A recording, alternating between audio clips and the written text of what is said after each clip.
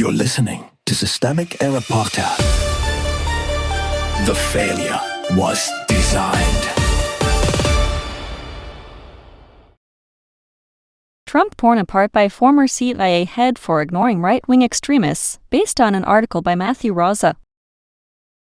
The state is being retasked for revenge. Who holds the levers? The source is not really about one former CIA director warning about a bad mood in Washington. It is about an administration with actual institutional power redirecting intelligence and counterterrorism capacity toward political aims. Brennan's complaint is blunt. The government is pulling professionals away from genuine threats and toward undocumented workers and invented left-wing specters. That matters because the people making these choices are not marginal. Trump and his appointees control the machinery that decides what the intelligence state looks at, what it ignores, and who gets labeled a threat.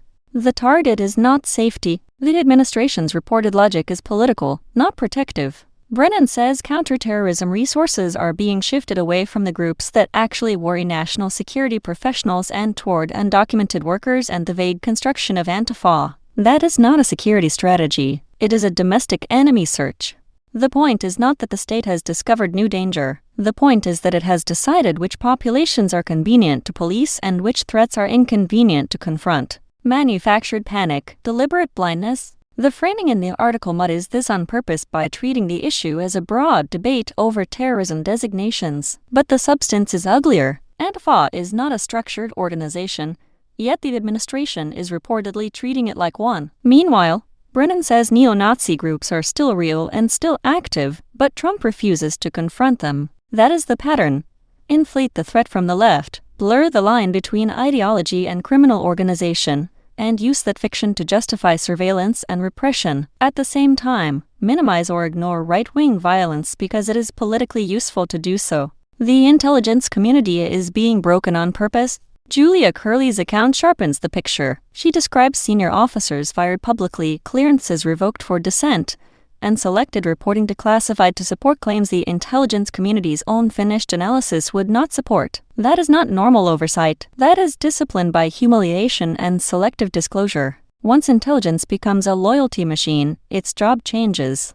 It stops informing power and starts serving it. That is how you get an agency that is quieter about actual extremist networks and louder about the administration's preferred enemies. The deeper pattern? This is what authoritarian politics doesn't practice.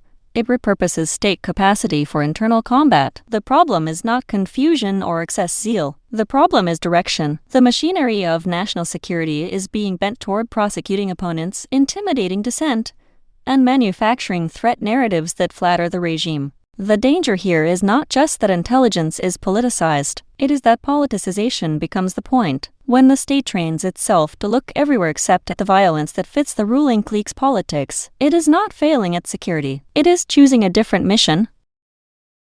You've been listening to Systemic Error. Thanks to Alternet for today's article. With the automated voice of Clara, thanks for listening.